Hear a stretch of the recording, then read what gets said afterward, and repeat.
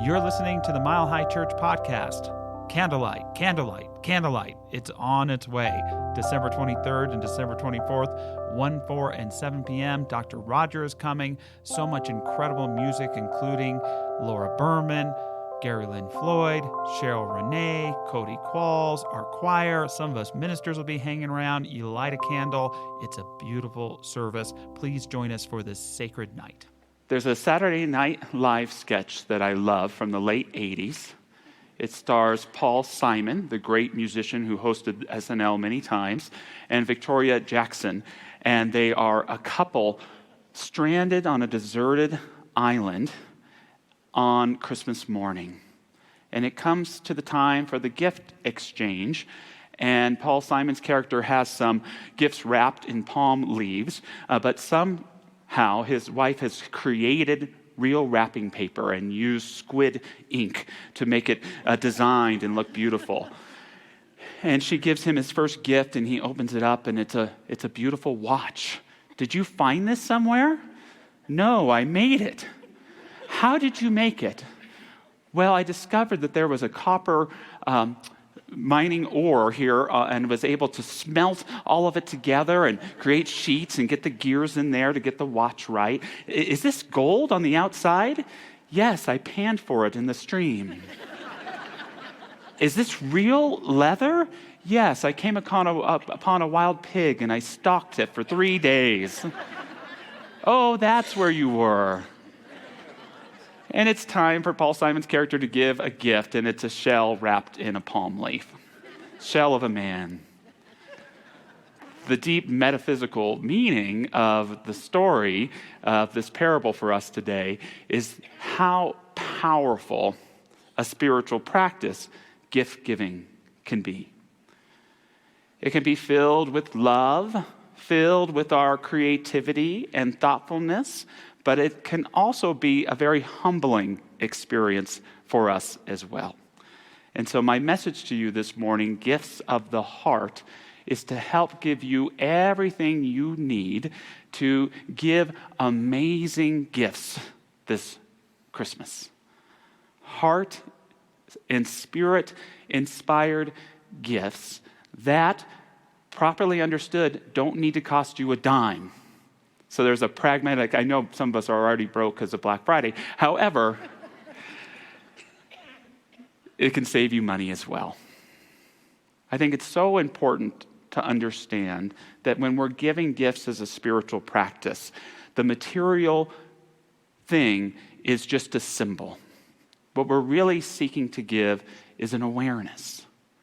Christmas is a day on the calendar. It's a season, but fundamentally, it is an awareness. It is an awareness of the profound gift that is life. It is an awareness of the importance and primary nature of the quality of our relationships and the meaning loving one another gives to each other. It's an awareness of the Christ light, the Buddha nature, the divinity in each and every one of us. That's what the opportunity Christmas gives us, and this is what gift-giving can be. The great 20th century mystic Howard Thurman spoke to this. What is the mood of Christmas, he said? It is a quickening of the presence of other human beings into whose lives a precious part of one's own being has been released. What is the quality of Christmas? It is the fullness with which fruit ripens, blossoms unfold into flowers, and live coals glow in the darkness. What is the symbol of Christmas? It is the rainbow arched over the roof of the sky when the clouds are heavy and foreboding. It is the brooding presence of the eternal Spirit making crooked paths straight, rough places smooth, tired hearts refreshed, dead hopes stirred with the newness of life. It is the promise of tomorrow at the close of every day, the movement in life in defiance of death, and the assurance that love is sturdier than hate, that right is more confident than wrong, that good is more permanent than evil. Give the gift this year of awareness. You can be covert about it.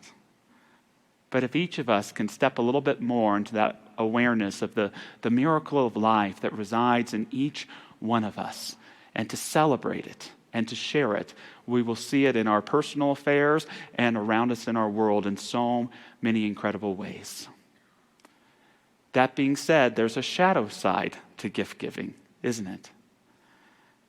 It's so easy for it to become a transactional and superficial experience, where instead of an expression of love, we give gifts in place of love,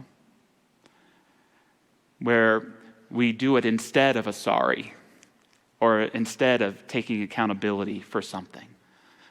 Many of us, we put so much into giving to others at Christmas that we put ourselves into debt. We're not going to eat in January, but we're going to have a great Christmas, kids.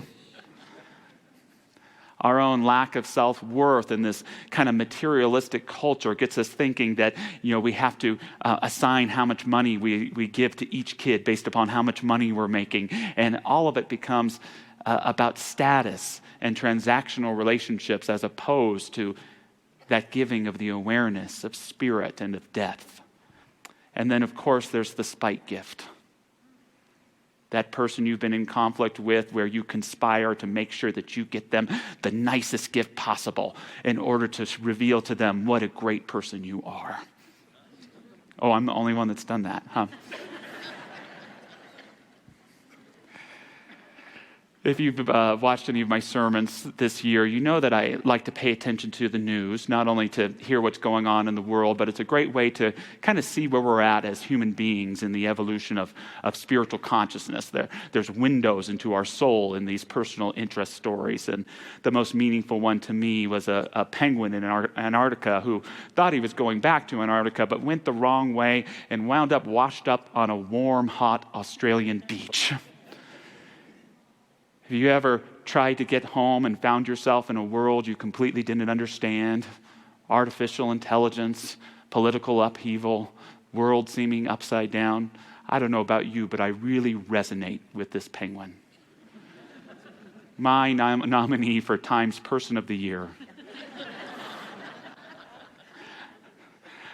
I also found some deep meaning in the story of Mitchell O'Brien and Brianna Sika, who had their first date walking a Michigan beach, and everything was going lovely until Michael found himself drowning in quicksand.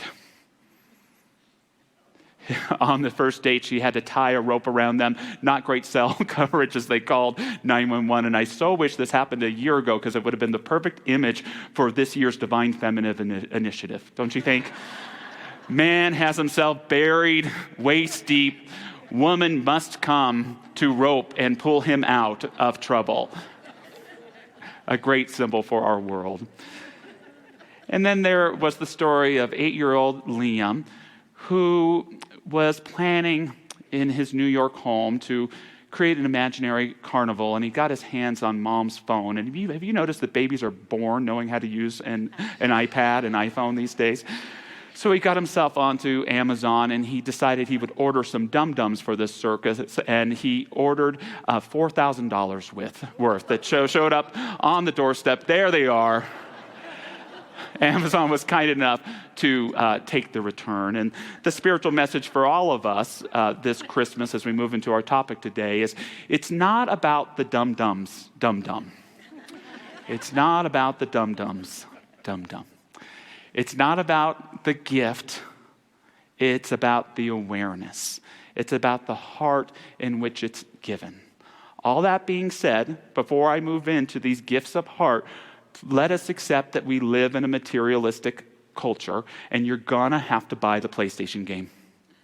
You're gonna have to get the Sephora gift card. And yet my promise to you is that if you give one or all of these gifts of heart, maybe not in the short term, but in the long term, they will be the gifts that your loved one remembers and cherishes over time. The first gift of heart I invite you to give this year is a gift of soul. Give the gift of soul. And here's a reflective question for us. If you want, you can even close your eyes. What is something that I own that I have fully embodied the meaning of and would actually experience more meaning by giving it away to someone I love? What is something I currently own that I cherish and have fully embodied the meaning of that I might actually find greater meaning by giving away to someone I love? You can open your eyes. Such control as a minister, right? Take a deep breath. Hold it. Hold it. The gift of soul is something that you already own. It's not going to cost you a dime. It's something that you find meaningful and has made a difference in your life. It's something that contains your soul, your essence, your spirit. And when you give it to a loved one, it is giving a piece of yourself for them to have and cherish for the rest of their lives. Don't buy them your favorite book. Give them your favorite book with the highlighted lines throughout. Give them your favorite record. Yes, the vinyl record. Give it to that loved one. Maybe there's a picture that you have of the two of you that you've cherished and adored your whole life, and it's time to pass it on to them. It may at first sound kind of selfish that your loved one would want this depiction and symbol of your soul, that it may be looked upon strangely, but trust me, for them to have this symbol that will keep them connected to you even when you're gone will be a most cherished gift. There's a reading from Frederick Buechner that I share at almost every memorial that I do. He shares, "When you remember me, it means that you have carried something of who I am with you, that I have left some mark of who I am on who you are. It means that you can summon me back to your mind, even though countless years and miles may stand between us. It means that if we meet again, you will know me. It means that even after I die, you can still see my face and hear my voice and speak to me in your heart. For as long as you remember me, I am never entirely lost." The greatest gift I ever received, I'm so grateful my father, who passed away last year, had the presence of mind to take his entire music collection, he loved music, and put it on a hard drive and give it to me. It wasn't a Christmas gift, it was just a random gift. And now, once a month, I get all of his British Invasion songs and whatever it is, and I put as many as I can on my iPod, and it's like having a conversation with Dad every day. His soul is in those terms. And I hear him talk, and then I talk to him. "Dad, it's time to have a conversation about Herman's Hermits. I don't understand all the meanings of these songs. I get that Mrs. Brown has a lovely daughter, but why is he telling Mrs. Brown and not Miss Brown? Can't you invite her to the door?" Sorry, you have to know a little bit about Herman's Hermits to be able to decipher what I mean.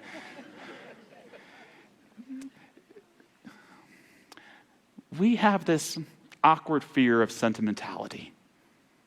Giving gifts of heart isn't about being over-emotional.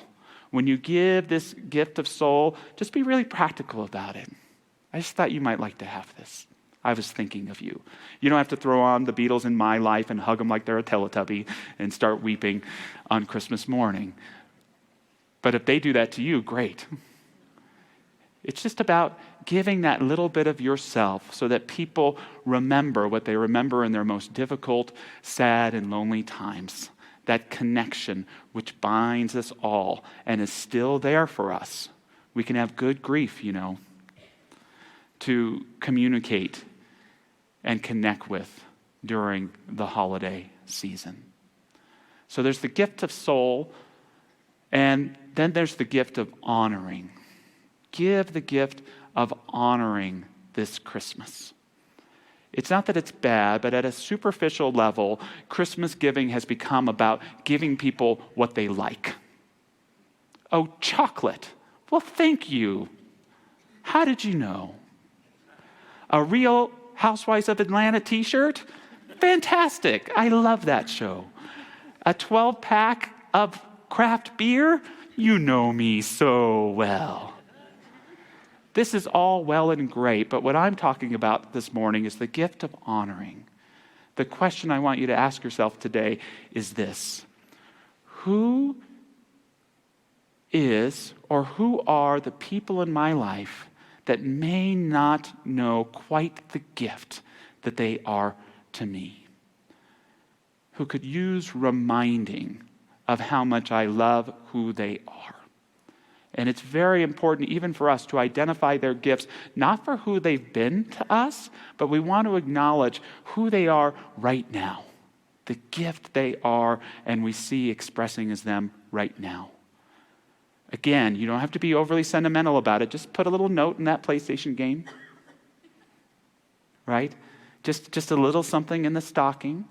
And yes, they're going to brush through it and put it to the side like that. But later on, they're going to take that note. They're going to recognize that honoring, and it's going to uplift their heart and their soul. Gavin, my son, the gifts that I see in you this year that I'm so proud of are discernment and acceptance of other people. I am so proud of who you are. Gavin and I were having his first legal beer in an Irish pub, and there was a woman there from Australia who got to liking to talking to me, and I could tell that she wanted to talk about politics, and she wanted to know which side of the aisle that I was on. And I kind of kept my cards close to my chest, and I just said, I'm for everybody. Which was a cop-out, but at the same time, I kind of mean that. I don't care what side of the aisle you are, once you've done the work and gotten to public office, I love our country, I'm going to root for you, I'm going to criticize you, but I'm going to root for you to succeed no matter what you're doing. And so she had enough of me and started talking with Gavin for a while, and probably talking about the same subject, and I look over and Gavin has a huge smile on his face, and he says, I'm for everybody. But he meant it. And I love that about him in this world that seems to be training us over and over to villainize and other and dehumanize anyone who doesn't see things exactly the way that we see them. It is amazing to rise above and to see a greater consciousness that wants everybody to succeed. Find those people in your life that you love and take the time. It just takes a couple minutes just to write down and honor the gift they are to you in your life. Give a gift of soul, give a gift of honoring, and lastly, give a gift of possibility. Give the gift of possibility. One more reflective question for us this morning. If I could give a loved one anything in this world, what would it be? If I could give this loved one anything in this world, what would it be? And what do I need to do to remove my unbelief that I can't give it? There are some gifts that we can't give to loved ones because we can't afford them. But even more true is there's some gifts we can't give to loved ones because it is theirs to give themselves. It is part of their life journey and their path. But the gift of possibility is to recognize, even though you can't give that gift to them, you can give them a symbol of it that recognizes not only that thing that they are seeking in their life, but your belief in their life path and their spirit to accomplish that for themselves. You can't take your spouse to Paris, doesn't mean you can't buy them a travel guide to Paris with a beautiful note inscribed. Can't buy your kid a house, get them a housewarming plant, affirming you know their ability to achieve their dreams. My beautiful daughter Nancy turned 7 in September, and leading up to it, we had a nice birthday party for her, and I want to know what she wants for her birthday. And so we're driving in the car. Hey, Nancy, what do you want for your birthday? And she's very clear. I want a rocket pack so I can fly up to the clouds and eat one. How about a Barbie?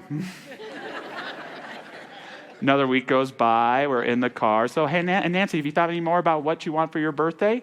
Yeah. I want a rocket pack so I can fly up to the clouds and eat one. And so I love my child. And so I looked into it. Firstly, rocket packs or jet packs are a real thing. They really struggle to hold fuel, so you can usually only get up for about 10 minutes or so. So going up into the clouds is probably not the wisest idea. And I'm also guessing that the FAA would frown upon a 7-year-old child putting a jetpack on and flying up into the clouds. Maybe not the safest thing. Also, I didn't know this, clouds are pretty much inedible. So as much as you may attempt to eat a cloud, most likely all you're going to do in consuming one is to burp up more cloud.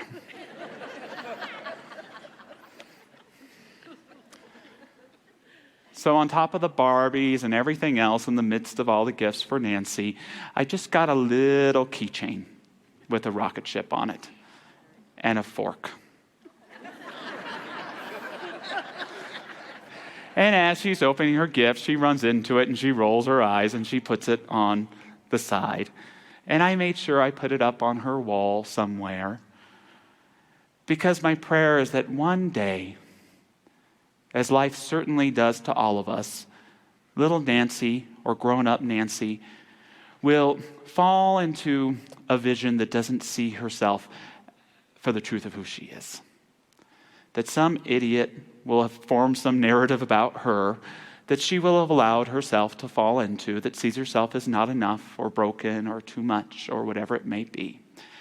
And when she looks up at that little rocket ship, I hope that she is reminded of her own life journey to always reach for those clouds, to eat as many as she likes, and to remember that there are people, her daddy included, and the divine itself, that are always holding a vision of her beauty, of her magnificence, of her preciousness, and of that fire within her that is capable of pulling her through any obstacle or challenge. Give a gift of soul. Give a gift of honoring. Give a gift of possibility. And we will be fulfilling the meaning of Christmas, which is an awareness of the precious gift that is life itself, that is only received when we give the awareness of this life to others. To close with some words from Howard Thurman, who tells us that hope is the growing edge. All around, worlds are dying out. New worlds are being born. The fruit ripens on the trees while the roots are silently at work in the darkness of the earth, against a time when there shall be new leaves, fresh blossoms, green fruit. Such is the growing edge. It is the one more thing to try when all else has failed, the upward reach of life. It is the incentive to carry on. Therefore, I will light the candle of hope this Christmas that must burn all the year long.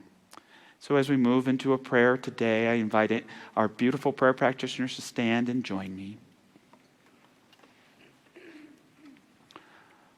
Hope, that growing edge. Life is a gift, ever giving of itself, and I vow to receive it.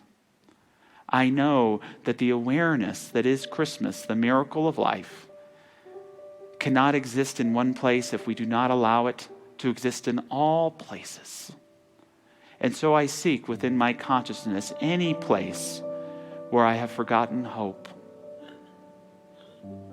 In any relationship, in any life circumstance, wherever I have forgotten hope, I open my heart right here and right now to receive that miracle of life, that awareness of the Most High, that bottomless wellspring of love, of joy, of light, indestructible in its nature, ever wanting to reveal itself. But it must through our own unwrapping. It can only do so in our own receiving.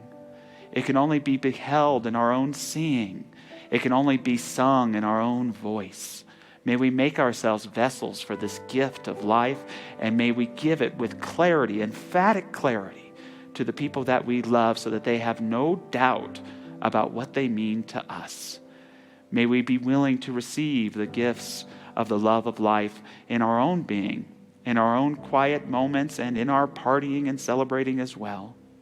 Even in the midst of our sadness and grief, there is grace and gifts of the present.